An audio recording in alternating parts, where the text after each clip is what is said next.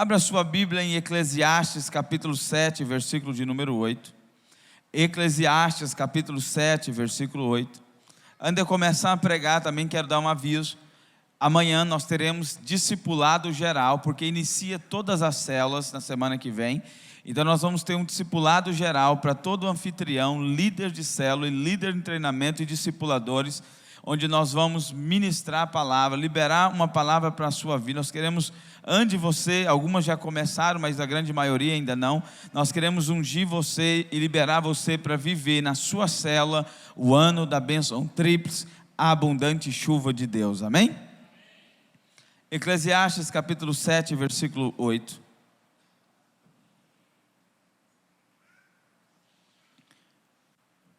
Vamos orar. Senhor, fale conosco. O Senhor é um Deus vivo, um Deus que é fogo consumidor, um Deus que é capaz de alterar as realidades, um Deus que é capaz de mudar as circunstâncias. Nós invocamos o nome de Jesus Cristo neste lugar. Nós proibimos toda ação demoníaca neste lugar a partir de agora e liberamos a sua boa, agradável e perfeita vontade neste lugar. Pai, nós cremos, porque a Tua palavra é a verdade. Ela diz, onde 2 ou 3 estivessem reunidos, o Senhor faria presente naquele lugar. E nós queremos comer nessa noite, não do maná, mas do pão do sacerdote, daqueles que ministram na sua casa. Nós queremos nessa noite desvendar a Tua palavra e vivermos tudo que o Senhor tem reservado para nós no ano de 2020. Por isso, Senhor, leva cada mente cativa agora à obediência a Cristo, em nome de Jesus. E a igreja diz? Amém. Eclesiastes capítulo 7, versículo 8. Diz assim: melhor é o fim das coisas do que o princípio ou do que o início delas. Melhor é ser paciente de espírito do que altivo de espírito. Melhor é ser paciente do que ser arrogante. A palavra de Deus está dizendo, os pacientes saem na frente do arrogante. Mas eu quero falar hoje acerca do primeiro estrofe. Melhor é o fim das coisas do que o princípio delas. E o tema da mensagem é: Deus esconde no fim o começo. Deus está escondendo aquilo que é o melhor para você no início. A palavra do Senhor está dizendo que é o melhor o fim das coisas do que o seu princípio, do que o seu início. Eu sei que nós muitas das vezes pensamos que o melhor é o começo, porque nós estamos animados, nós estamos na juventude, nós estamos com vigor, as metas, os projetos. Pastor, melhor é o início das coisas. Não, para Deus, melhor é o final das coisas, amém? Gênesis capítulo 3, versículo 13. Gênesis capítulo 3, versículo de número 13. Diz assim: e disse o Senhor Deus à mulher: porque fizestes isso, comeu da árvore do conhecimento do bem e do mal. E disse a mulher: a serpente me enganou e eu comi. Então o Senhor Deus disse à serpente: porquanto fizestes isso, maldita serás mais do que toda a fera, e mais do que todos os animais do campo, e sobre o teu ventre andarás, e pó comerás todos os dias da sua vida. E porém inimizade entre ti e a mulher, e entre as tua semente e a semente, entre a tua semente, a semente da mulher, e a sua semente. Esta te ferirá a cabeça, e tu lhe ferirás o que, irmãos? O calcanhar. Deus está falando, é uma palavra. Adão e Eva tinham pecado, Deus está dando a sentença. O homem vai comer do suor do seu trabalho, a serpente vai rastejar e comer pó agora. Mas Deus diz para a mulher, que vai multiplicar as dores de parto, mas Deus libera uma palavra, que a semente da mulher iria guerrear contra a semente da serpente. O Senhor estava liberando uma palavra que um dia, da semente da mulher, de Maria, nasceria o Cristo ungido de Deus. Ou seja, a situação que Maria estava naquele momento, no início, não era algo bom, ela estava sendo punida. Mas o final da história, de Eva, o final da história de Eva seria melhor do que o começo, porque o final do ventre dela, da semente dela, da raiz dela, nasceria um que venceria e esmagaria a cabeça do diabo. Amém, irmãos? João capítulo 2, versículo 24. Eu só quero te mostrar que o final é melhor do que o começo. João capítulo 12, versículo de número 24. A palavra do Senhor diz assim: em verdade, ou na verdade vos digo, que se o grão de trigo caindo na terra não morrer, fica ele só. Mas se morrer, o que acontece? Se morrer, dá muitos frutos. Jesus está falando, o início do meu ministério é algo poderoso. Foi cura, milagre, ressuscitei, andei sobre as águas, multipliquei pães e peixes. Mas se eu não morrer, o grão de trigo, ele precisa morrer, para que quando eu morrer, o resultado da minha morte vai produzir muitos, o que, irmãos? Frutos. Jesus está falando, o meu início não é como o meu fim, o melhor ainda está por vir. O final das coisas vão ser melhor do que o começo. Vocês acham que eu curei enfermos, expulsei demônio? Você quer ver o que vai acontecer? Porque eu estou morrendo, porque eu sou o grão de trigo que está caindo na terra para morrer e para produzir muitos frutos. Quando eu morrer lá na cruz do Calvário, vai nascer a minha igreja, e depois de 2000 anos serão mais de 1 bilhão de pessoas que vão proclamar o reino aceitável do Senhor. Ele começa com 12 discípulos, o início das coisas, mas qual é o final de Jesus? Até agora mais de 1 bilhão de cristãos na terra, e eu creio que se depender de nós, será muito mais nos próximos anos. Amém, irmãos? O que eu quero te falar nisso é que o final das coisas sempre é melhor do que o início. Eu quero te falar 3 coisas hoje. Primeira, Jeremias capítulo 29, versículo 11. Primeira coisa, você é uma semente do seu futuro. Você tem que entender que Deus esconde em coisas pequenas, como numa semente, uma floresta. Uma semente, uma simples semente, é capaz de gerar, de produzir uma grande floresta. Uma simples ovelha é capaz de produzir e gerar um grande rebanho. Ou seja, Deus coloca coisas grandes, às vezes numa semente insignificante, às vezes num projeto tão pequeno, às vezes no seu nascimento. Eu não sei aonde Deus colocou sementes, mas toda semente que Deus coloca vai produzir um grande resultado, e vai produzir uma grande colheita na nossa vida. A palavra do Senhor, ela diz em Jeremias capítulo 29, versículo 11: porque eu bem sei os pensamentos que tenho a vosso respeito, diz o Senhor, pensamentos de paz e não de mal, para vos dar o quê? O fim que esperar. Em outra tradução, para que vos dê um futuro que você tenha esperança. Ou seja, eu tenho pensamentos sobre você acerca do seu futuro. Eu tenho pensamentos sobre você acerca daquilo que vai acontecer com você lá na frente. Eu sei que você muitas das vezes acha que já alcançou muita coisa, que já conquistou muita coisa, mas eu quero te dizer que tudo isso que já aconteceu na sua vida é simplesmente uma semente daquilo que Deus quer manifestar nos próximos anos. Deus colocou dentro do pastor Francisco, Deus colocou dentro da sua vida uma semente, e essa semente precisa germinar, precisa dar o resultado, assim como da semente da mulher vai nascer Jesus, assim como Jesus morre, vai nascer a igreja. Há algo dentro de mim, dentro de você, que Deus colocou como semente. As pessoas podem olhar e podem não perceber, o mundo pode olhar e pode não perceber, mas quando Deus olha para você, Ele vê um potencial de algo extraordinário. Ele vê dentro de você a capacidade de ser uma resposta poderosa para a sua família, de ser uma resposta poderosa para a vida da igreja. Dentro de você tem uma semente poderosa. E por que eu estou falando isso? Porque você precisa entender como Deus trabalha. Ele não dá a floresta, Ele dá a semente. Da semente é o que? Semeia. Pastor, qual é o importante eu entender isso? Que o final das coisas vai ser melhor que o início, porque o início é só uma semente, o final é que virou a floresta. No início das coisas é só uma ovelha, é no final que virou rebanho. E quando você não entende que Deus trabalha começando na semente, você não fica atento aos ataques do diabo. Pastor, onde que o diabo me ataca? Quando eu produzo? Não. Quando tem resultado da semente? Não. O diabo ataca a semente. Olha o que está escrito em Marcos, capítulo 4, versículo de número 1.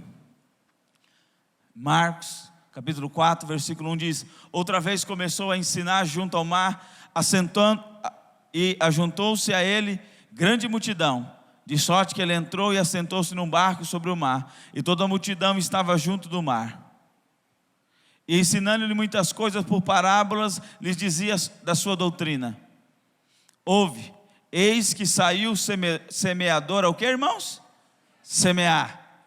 E aconteceu que, semeando ele, uma parte da semente caiu junto ao caminho, e vieram as aves do céu e comeram Satanás a essas aves. E outra caiu sobre pedregais, onde não havia muita terra, e nasceu logo, porque não tinha terra profunda. Mas saindo o sol, queimou-se, porque não tinha raiz, secou-se. E outra caiu entre os espinhos, e crescendo os espinhos a sufocaram, e não deu fruto. Outra caiu em boa terra, e deu fruto, que vingou e cresceu, e produziu a 30, outro a 60, e outro a... Deus está dizendo, olha, o semeador, eu e você temos a semente, saímos a semear. E o diabo então vai atacar não fruto. Ele não vai atacar quando seu casamento está tranquilo. Ele não vai atacar quando o projeto da sua empresa saiu. Ele não vai atacar quando a sua saúde está 100%. Ele ataca na semente, naquilo que é o potencial para acontecer, naquilo que é a promessa de Deus na sua vida. Por isso que nós, como cristãos, precisamos guardar. A Bíblia diz: de tudo que deves guardar, guarde o quê? O coração. Guarda o coração. Porque se o diabo roubar a semente, o potencial de Deus do seu coração, você já foi derrotado. Se o diabo conseguir tirar a semente que Deus plantou, independente de qual seja a área, porque você tem várias sementes dentro de você, se ele roubar, cair à beira do caminho, cair entre os espinhos, cair entre as pedras, e não cair em terra boa, não vai produzir. É por isso que muitas pessoas cheias de promessas de Deus, acabam morrendo, acabam vivendo 10, 20, 30, 100 anos, sem ver o cumprimento de nenhuma promessa. Não é porque Deus foi mentiroso na promessa, não é porque Deus não quis cumprir a promessa, é porque quando Deus te deu uma promessa, Ele te deu em forma de semente, e nós não semeamos e não cultivamos a terra para que aquela semente pudesse produzir, pudesse transformar e pudesse dar muitos frutos. Pastor, como que eu cultivo a terra? Você cultiva através de oração, você cultiva através de jejum, você cultiva através de guardar o teu coração da incredulidade. Eu tenho dito que o maior inimigo da fé é o tempo. Porque quando passa um mês, você ainda está crendo, vai acontecer. Passa 2 meses, 1 ano, 10 anos. E muitos acham normais. É normal, pastor. É normal que eu não viva nessa área uma bênção. É normal que essa situação permaneça 10, 15, 20 anos. Eu estou te dizendo, filho, não é normal. Jesus é o padrão. Israel ficou quantos anos no deserto? 40. Cristo ficou quantos dias? Está dizendo que Ele é o padrão da nossa vida. Mas nós precisamos guardar a semente que foi nos dada em forma de uma promessa, que foi liberada pelo Senhor, e cultivar essa terra dia após dia, até que o Senhor manifeste, até que o Senhor faça produzir, até que o resultado aconteça. Mas muitos crentes, eles acham que pelo simples fato de ter uma semente, que é um potencial futuro, vai acontecer. Não vai acontecer. Você precisa exercer o cuidado dessa semente, você precisa lançar a semente, mas guardar ela no seu coração. Há muitas sementes de Deus. O Senhor tem semeado na sua vida. O Senhor tem projetado coisas boas. Mas cabe a você cuidar de cada semente no nome de Jesus. Amém, irmãos? Segunda coisa. Desperte a semente que está adormecida em você. A primeira coisa que eu te falei é que você tem uma semente. É um potencial futuro, é uma promessa de Deus. A segunda coisa que você precisa fazer é despertar no seu coração essa semente. O homem, ele está vinculado, quando eu digo homem, eu estou dizendo homem e mulher, ao presente. Aquilo que é tangível, aquilo que é momentâneo. Mas Deus é aquele que consegue enxergar o meu e o seu futuro, filho. Muitas pessoas, elas pensam que eles nascem, e aí quando eles nascem, Deus olha, o José Marilson nasceu agora eu vou dar um propósito para ele, eu vou dar um projeto para ele. Mas não é assim. Antes de você nascer, Deus já tinha um propósito para você. Antes de você nascer, Deus já tinha um projeto para você. E quando você nasceu, você não nasceu para agora Deus fazer algo, Deus colocar uma semente. Não, já tinha semente. Deus já viu o seu futuro, por isso Ele te criou. É o contrário. Quando você nasce, ele diz, Jeremias, antes do ventre da sua mãe, eu te conhecia, eu já tinha um propósito, e eu estou te instituindo profeta das nações. E essa semente está adormecida dentro de cada um de nós. Esse potencial ministerial, esse potencial financeiro, esse potencial familiar está adormecido dentro de nós. Mas Deus é aquele que enxerga não apenas o passado, não apenas o presente, mas Deus consegue enxergar o futuro. Deixa eu te falar uma coisa. Quando Davi nasceu, os pais poderiam ter olhado e dizer, é mais um filho entre muitos. Ou poderiam ter dito, esse é um bastardo, porque provavelmente ele era bastardo. Quem sabe os irmãos de Davi olharam para Davi e disseram, esse vai ser apenas um pastor das poucas ovelhas da casa do meu pai. Mas quando Deus criou Davi, Deus viu um rei de Israel. Essa é a diferença do olhar de Deus. As pessoas enxergavam um pastor de ovelha, o pai enxergava um filho, mas Deus enxergava quem? Esse homem é o rei de Israel. Eu vou levantar, a semente que eu coloco no coração dele é a semente de rei. Ele vai crescer, ele vai frutificar, e ele vai se tornar quem? Rei de Israel. Quando Moisés nasceu, quem sabe os pais pensaram, mais um filho escravo na terra do Egito. Quem sabe os pais olharam para ele e disseram, vai ser mais um a trabalhar com tijolos. Quando ele foi entregue para a filha de Faraó, quem sabe a filha de Faraó pensou, esse homem vai ser um príncipe, ou alguém importante, pode se tornar um faraó futuro. Quando Moisés foge para o deserto de Midian, quem sabe as pessoas pensaram, esse homem é um fugitivo o resto da vida. Esses são os conceitos das pessoas acerca de Moisés. Mas quando Deus criou Moisés, o que Deus viu? Qual foi a semente? Ele vai ser um libertador. Ele vai libertar a nação de Israel. Ele vai ser o homem responsável por libertar a nação de Israel. Quando Paulo nasceu, quando Paulo cresceu, na verdade era Saulo de Tarso. Quem sabe o cristão olhavam para ele e dizer, esse não tem jeito, esse é um incrédulo, esse é um miserável, perseguidor, endemoniado, tomara que Deus mate ele, como nós olhamos para muitas pessoas, imaginando dessa forma. Quem sabe os judeus olhavam para Paulo, Saulo de Tarso, e diziam, olha, esse cara aqui é um homem fanático, ele faz tudo pela fé dele. Mas quando Deus olhou para Saulo, quando Deus criou Saulo, Deus viu a semente, e Deus diz, esse homem vai ser o maior apóstolo dos gentios, esse homem vai escrever as cartas, esse homem vai dar resultados poderosos na nossa vida. Olha o que está escrito em Salmos 126, versículo 6. Salmos 126, versículo de número 6. Aquele que leva a preciosa semente, andando e chorando, voltará sem dúvida com que, irmãos? Com que, irmãos? Trazendo consigo os seus. A palavra de Deus está dizendo, escuta, quando você está vendo só a semente, quando você só está vendo o agora, que é só a semente, você pode estar semeando com lágrimas. Você pode estar semeando com lágrimas o seu casamento. Você pode estar semeando com lágrimas o seu ministério. Você pode estar semeando com lágrimas um projeto que Deus colocou nas suas mãos. Quem sabe tem pessoas aqui que estão oprimidas e depressivas. Eu não sei qual é o momento que você está semeando, mas a promessa de Deus é que quando você voltar para colher aquilo que é a semente, como você vai estar? Como você vai estar, irmãos? Alegre. Fala para o seu irmão, ei, Diga, no tempo da semente, é difícil mesmo, porque você precisa crer no futuro. Mas diga para ele, quando chegar o tempo da manifestação, você vai ter muita alegria. Então diga para esse irmão, não permita que o medo te paralise.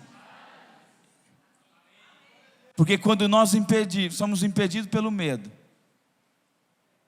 quando nós permitimos que o medo nos paralise, a semente de Deus, que é o potencial de Deus, que é a manifestação do que Deus sonhou, seja na sua vida ministerial, seja no seu casamento, seja na sua vida particular, essa semente vai morrer, porque ela não vai produzir, porque na época de semear, você teve medo de semear, você ficou paralisado para semear, e você não vai ter grandes colheitas. Irmãos, eu tenho falado sobre o medo. Pastor, por que você repete sobre o medo? Porque acredite, não é o diabo que pode te parar. O diabo foi vencido. Colossenses diz que ele, despojando todo o principado e potestade, os expôs em ridículo em praça pública. Diabo não pode te parar. Você tem que entender isso. Ele não é agora o adversário-chave. É a nossa incredulidade, é o nosso medo, é a nossa falta de fé, de vivermos o sobrenatural de Deus, de crermos que Deus ainda continua assentado no trono, continua revestido de glória e poder, Ele continua tendo poder para fazer as coisas. E aí eu entro no terceiro e último, acerca da semente, Mateus 17, 20.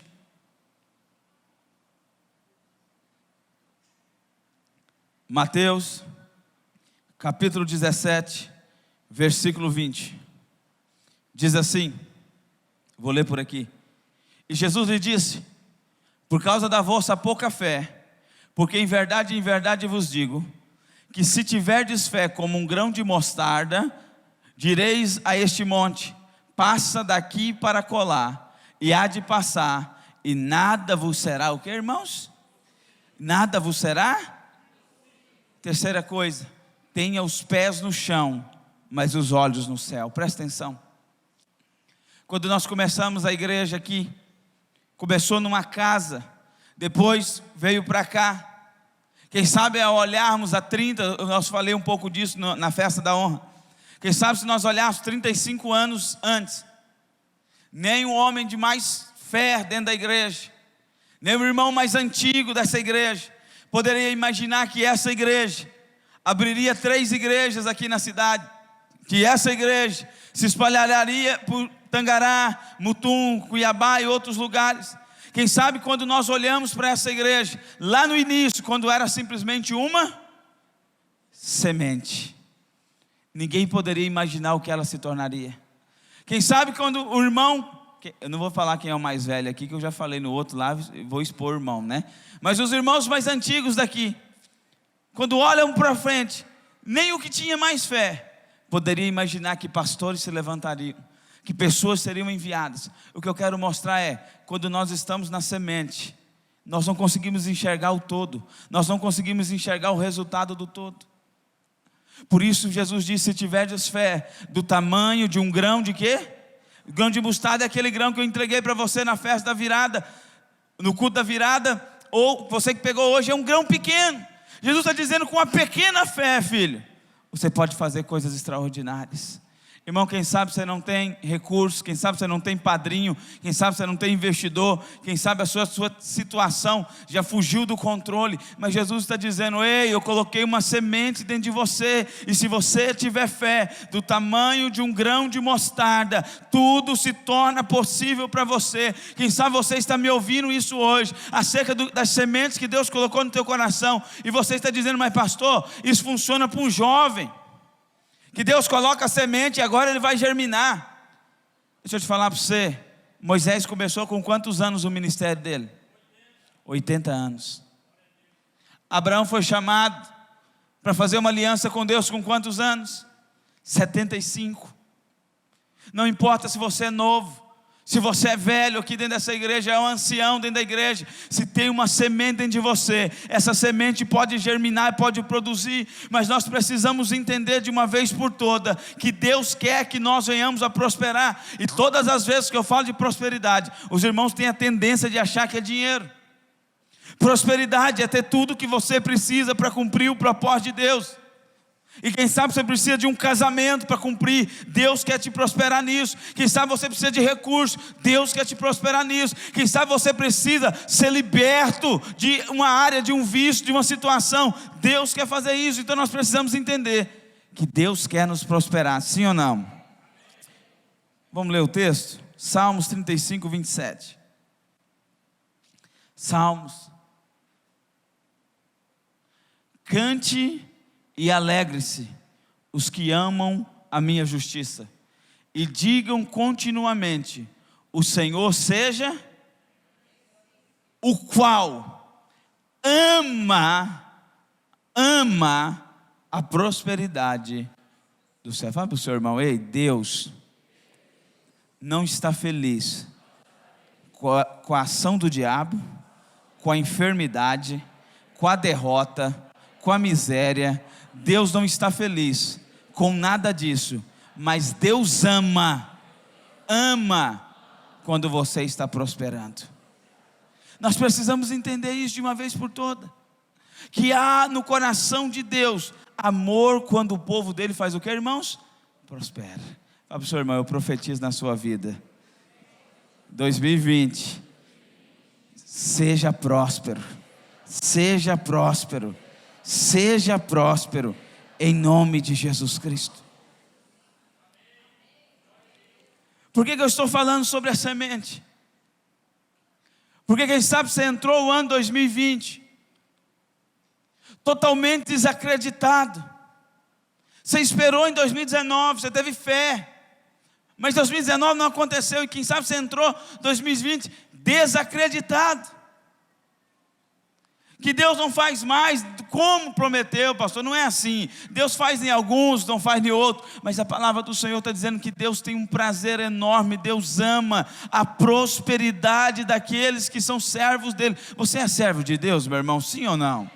Então Deus está dizendo: eu amo você, eu amo que você prospere, eu amo que você seja restituído, eu amo que você seja restaurado, eu amo que você tenha uma família abençoada, eu amo tudo na sua vida que te beneficia. Eu não me agrado com doença, eu não me agrado com miséria, eu não me agrado com conflitos, eu não me agrado com uma vida estéril e infrutífera. Eu agrado quando você prospera, e prosperar é ter tudo que você precisa para cumprir o propósito de Deus. Mas acredite, a semente só pode germinar, só pode produzir se o seu coração tiver uma convicção, que nós chamamos de fé. Sem fé é impossível agradar a Deus. Nós precisamos ter uma convicção